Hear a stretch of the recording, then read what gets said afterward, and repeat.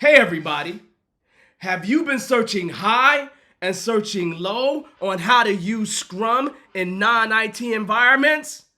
Hey, this is your big day because we're going to talk about Agile in non-IT environments right now.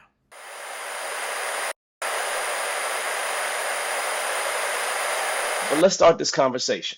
Um, it's one of those things where people, you know, especially if you, I find it in two places, right? There are people who are brand new to this agile thing, right? And I find a lot of those people are coming from non-IT environments, right? And they're normally very curious about whether you can apply Scrum, Agile in general in non-IT environments, right? Um,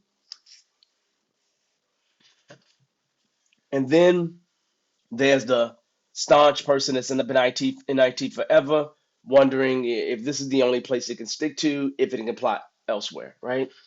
And I say to both of those parties, for the past, I don't know, I mean, 10, 15 years, at least within 5 years of me being around Scrum. So I would say since 2009, 2010, there's always been this Scrum beyond software, Agile beyond software type movement that has always been kind of percolating within the environment, and it's one of those things where it's like, okay, no, no, I like it. I love it, right? So I've seen it and I've done it. Okay. So let me just peel back it for a second and let's talk about it, right? So if you think about what Agile is a collection of values and principles that you live and breathe. So that means you can live and breathe those principles on just about anything that you choose to. It's just that you gotta think a little different, right? So if I was to go grab the Agile Manifesto, Agile Manifesto, I'm actually bringing it up. If I grab the Agile Manifesto right now, and I just kind of displayed it on the screen, right? Just grab it, display it on the screen, right? I may have to grab a second window here, so just give me a second. But if I go and just hit that right there, right?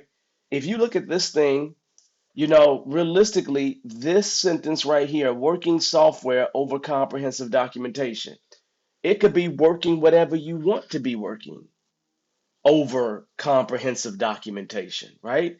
And so if you change that one right there, and then the other places where it says software, you really can apply this anywhere you choose to, right? And so it's one of those things where, yeah, we can do this well beyond software. Software is an issue because, again, it's a collection of values and there are 12 associated principles. In any place where it says software, you have to really just change it out. That's all you really have to do in terms of it. Now, I say that, right? And then some of you all still don't believe me, right? Still find it hard to even think about, right? And so I'll give you an example so you understand. And some of you all may have seen this, you may not have seen this. Sometimes I bring this up as an example. So let me go back to that screen once again to show you what I mean. Well, let me say this first. Most of you all would agree with me that marketing is not software. Marketing is not software. Okay. So could we apply Agile within the marketing space? Well, a bunch of marketing folks think that we can because they created their own Agile marketing manifesto. You see over here in the upper left hand side, you see it says the Agile Marketing Manifesto. And if you look here, they got five principles here. We got four, and that's cool, but they're roughly the same, right? Deliver value early and often over waiting for perfection. So you really look at it, taking the working software out, and what is their really problem? Our problem was comprehensive documentation. Their problem is trying to seek perfection. And so they're taking that and they're making it and they're, massaging it so and then it works for their world, right? And in the same sense, they value the items on the left more than they value the items on the right. So this is an example of their ability to do the same thing. You know, you got those values, and then you also have principles. It's 10 principles here. They don't have 12, but they took the Agile manifesto and made their version of that. So can you apply Agile beyond software? The answer to that is a resounding yes. And I'm showing you right here that there are people in marketing that are actually doing exactly that, right? Exactly that. Now, again, that doesn't say anything about my personal usage of it. But the idea is that you have a bunch of professionals that came together and said, these software people, they're doing something that makes sense. That makes sense. So how about we steal a little bit from them, right? Um, so then I know an area where I've seen it also happen is within education. If I was to go to you and say to you, well, what do you think about this then? HR, right? HR, right? We are uncovering better ways of engaging the workplace by doing it and helping others do it. Through this work, we have come to value, right? Collaborative networks over hierarchical structures, right? Transparency over secrecy, right? Adaptability over prescriptiveness, right? You see the same themes, right? You see the exact same themes. They came together and created an agile human resources version of this, right? And really, I really saw the power of Agile when it came to working with people in human resources. Well, first I saw it working with legal folks, but I didn't think about having a whole Agile manifesto that was associated with it. So this is just another one of those examples. Inspiration and engagement over management and retention, intrinsic motivation over extrinsic rewards. I absolutely love that. Ambition over obligation. That is, they valued items on the right, but they valued items on the left more. Same thing, same exact thing, right? Same purpose here. They took the same model and they're utilizing it, right? And that's important for you to see. And if you go to the principles, you'll notice that they got one, two, three, four, five different principles, right? Support people to engage, grow, and be happy in their workplace. That's an amazing one for human resources, right? And so when I look at it, I'm like super amazed because again, this applies in their space. It's perfect for their space, right? And so it's one of those things where it's just an example of seeing agile in non-IT environments, right? In non-IT environments. And it's important for you to see that because I've seen it again and again and again. Nothing really crazy about it. I just see it all the time. I think there may be another one that I've seen before, but I don't believe I've seen it collectively. But I've seen a group of education people get together and do the same thing. But I don't see a version of that on the internet. So I'm just looking real quick to see if I see an example of that one that's on the internet, and I don't, right? But the point is that these are classic non-IT environments, right? So you think about human resources, right? You think about the essence of what we're trying to do in Agile. A lot of that is collaborating, getting feedback sooner, right? Because you're working on things where the feedback is a necessary thing. So you start thinking more transparency, more opportunities for inspection and adaptation, right? Is what you're going to see. So within this becomes extremely important, right?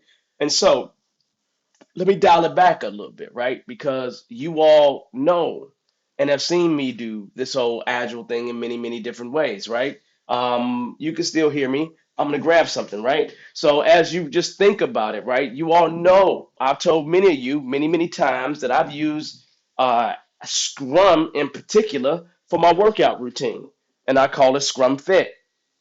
I call it Scrum Fit. Now, if you really just say to yourself, "Hey, let me just take Scrum for what it is, right? Forget all the roles and meetings and just not be real heavy on those things because nobody's doing perfect Scrum. But if you think about Scrum as just a time box plan that you evaluate daily, you learn about the product and process and do it again, that's really fundamentally it. So I use Scrum for my workout routine. Every Wednesday, I start a brand new sprint. I do weekly sprints, right? I have goals, right? Product goal. I have sprint goals. You understand? And then I'm just working it. I'm working it. I'm working it, right? And so Can you do Agile in non-IT environments? Yes. Can you do Scrum in non-IT environments? Yes. You know, when my house got behind, because I bought a house that I needed to remodel, right? So, in having a house that I needed to remodel, and again, I say remodeling a house, right? Because here's the deal. If I was building a house from scratch, I may not want to bring in plumbers every single sprint. It might be a little bit difficult and expensive to do that, right? But in terms of remodeling my house, when the house got really behind from them doing their normal work, I really sat with the contractors and said, look, I need to get this thing done. And so here's what we're going to do. We're going to do 2 week sprints. We're going to do 2 week time boxes. And we're going to determine an area of the house that we can complete. It wasn't anything heavy. An area of the house that we can complete. And what I'll come in every other day and, you know, give you feedback, see what's in right in place, what's not. But every 2 weeks we got to do that. If there's something that got something big, got a long waiting time, let's not do that just yet. And so realistically, I was able to utilize Scrum for when my house got behind in terms of remodel to help get it back on track. And then again, get a kitchen done, get the living room, the actual bathroom done, right? Yeah, it's gonna be some extra cleanup, no doubt, right? There definitely was that, right? But it allowed us to get things done and get ourselves back on track. So I was able to use Scrum for the remodel of the house. Um, I always use Scrum in terms of the business, no question. When I do my CSM classes, that's training, right? We actually run Scrum as we train, right? And so realistically, people are taught Scrum by doing Scrum. So as I think something else, Kanban all day. When I work with attorneys, when I first really started exploring this concept of Agile and Scrum beyond software, I did it with a group of attorneys, right? Literally at a big company, and it worked just fine. But we utilize more Kanban because their work didn't lend itself toward time box sprints, so we had to use Kanban instead, right? And so that's Kanban beyond software. The point I'm making to you is that there's a million and one ways that you can kind of peel it back, skin a cat, whatever you want to call it, right?